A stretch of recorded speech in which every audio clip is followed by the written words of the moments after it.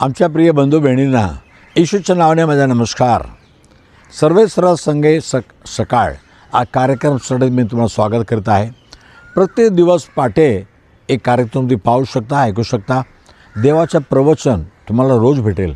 हे ऐका आणि देवाच्या आशीर्वादाने तुम्ही दिवस सुरुवात करा. चला आज हे वचन पाहूया. बायबलमध्ये ओशिया नावाचं पुस्तक आहे. त्याच्या 11 अध्याय 4 वचनात परमेश्वर म्हणतो, मनुष्याला आपल्या जवळ ओढून घेणारा त्या प्रेमाच्या धाग्याने रस्सेने मी तुम्हाला माझ्यापाशी ओढून घेतो, खिचून घेतो. पण देवाचे प्रेम किती चांगलं आहे बघा. तो एवढा पवित्र देव परमेश्वर आहे.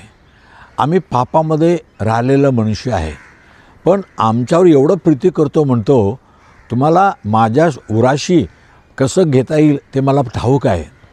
प्रेमाने हो, देवाने बायबल म्हणते देवाने जगावर एवढी प्रीती केली, त्याने आपले एकलौता एक पुत्र येशू ख्रिस्ताला जगामध्ये पाठवला, यासाठी की तो येशू प्रभू सर्वांच्या पापासाठी आपला मृत्यू आपल्या अंगावर घ्यावा आणि लोकांना सुटकारा द्यावा. हे देवाचा उद्देश होता. म्हणून त्या प्रेमाने येशू या जगामध्ये आला आणि कल्वरी क्रूसामध्ये तो उचलला गेला. बायबल म्हणते योहान 12:32 येशूनं म्हटलं, जेव्हा मला वर उचललं जाईल मी तुम्हा सर्वांना माझ्यापाशी मी ओढून घेणार, मी खिचून घेणार. हो, त्याच्या प्रेमाचा धागा. माझ्या प्रिय बंधू बहिणींनो, असा एक देवाचा प्रेम तुम्ही ओळखता का?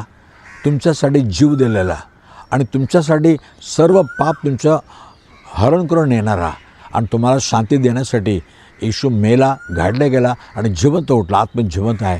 त्याच्याकडे पहा, त्याच्या प्रेमाला ओळखून घ्या आणि देव तुम्हाला आपल्या उराशी घ्यायला तो तयार आहे. प्रार्थना करूया.